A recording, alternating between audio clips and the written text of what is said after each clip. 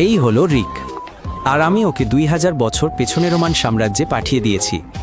ও Pompeii শহরে দাঁড়িয়ে আছে, যেখানে রাস্তাগুলো পাথরে বাঁধানো, বাজার ব্যবসায়ীদের কোলাহলে মুখরিত বাতাসে রুটি আর ওয়াইনের সুবাসার বাসিন্দারা জানেই না আজ তাদের জন্য কি অপেক্ষা করছে। রিক কোনো গ্রাম নয়, বরং একটি উন্নত রোমান শহর দেখছে। এখানে প্রায় 20,000 মানুষ বাস করে আর আছে একটি অ্যাম্ফি থিয়েটার, স্নানাগার, থিয়েটার, জল প্রণালী, এমনকি ক্যাফের মতো দেখতে কিছু একটাও।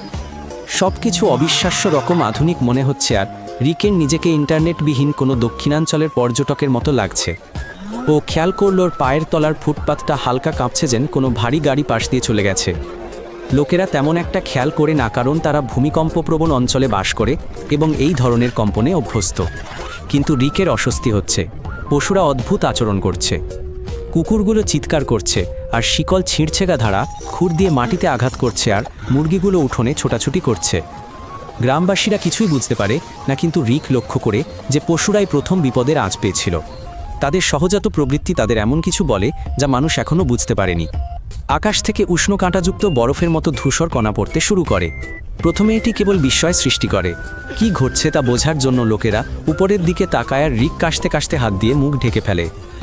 গ্রামবাসীরা মনে করে এটি এক ধরনের অস্বাভাবিক ঝড় বা দেবতাদের কোনো ইঙ্গিত, কারণ তারা এর আগে এমন কিছু দেখেনি।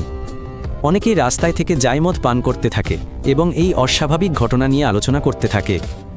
খুব কম লোকই বুঝতে পারে যে সুপ্ত আগ্নেয়গিরিটি ইতিমধ্যেই জেগে উঠেছে। ছাইয়ের স্তূপ জমতে থাকে, বাজার ধূসর হয়ে যায়, কাশির শব্দে চিৎকার চাপা পড়ে যায়, আর খাবার ধুলোর আস্তরণে ঢেকে যায়। ঝর্নার জল ঘোলা হয়ে আসে, আর বাইরে অন্ধকার হয়ে আসছে। রিক আশ্রয় খুঁজতে দৌড়ে বাড়িটার ভেতরে ঢুকে পড়ে। দেয়ালগুলো ফ্রেস্কো দিয়ে ঢাকা, পৌরাণিক কাহিনী আর শিকারের দৃশ্য। বাড়ির চত্বরে একটা খোলা উঠোন আছে, যেখানে ইতোমধ্যেই ধূসর বৃষ্টি পড়ছে। রিক ছবিগুলো স্পর্শ করে বুঝতে পারে মালিক আর এই সুন্দর বাড়িটার সাথে ছবিগুলো হয়তো উধাও হয়ে যেতে পারে।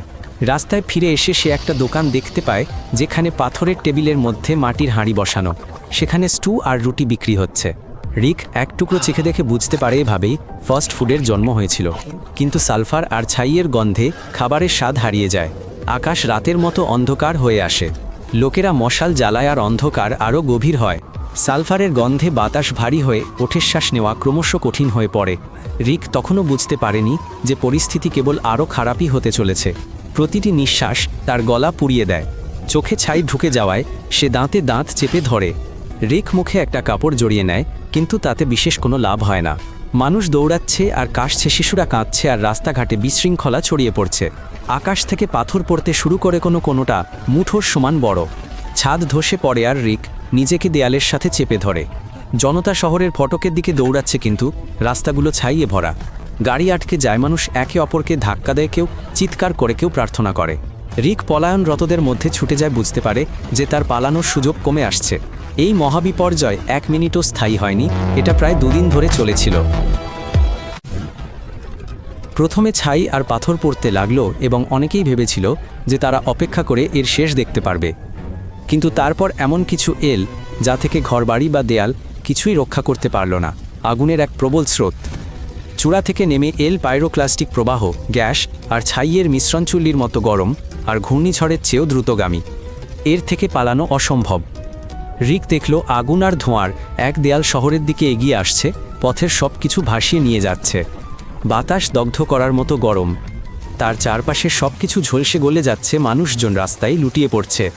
রিক দুহাত দিয়ে মুখ ঢাকল, কিন্তু উত্তাপে তার চামড়া তখনও পুড়ছে। শ্বাস নেওয়া অসম্ভব, আর প্রতিটি শ্বাসই যন্ত্রণাদায়ক হয়ে উঠছে। মানুষজন অবশেষে তাদের শেষ ভঙ্গিতে জমে যাবে।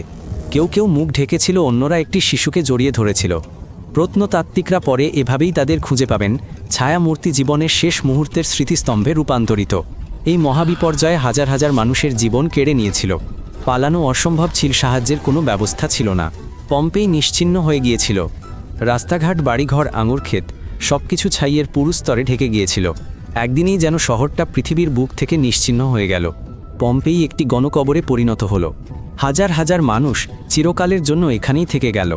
প্রত্নতাত্ত্বিকরা শহরটি খনন করার আগে শত শত বছর কেটে গেল।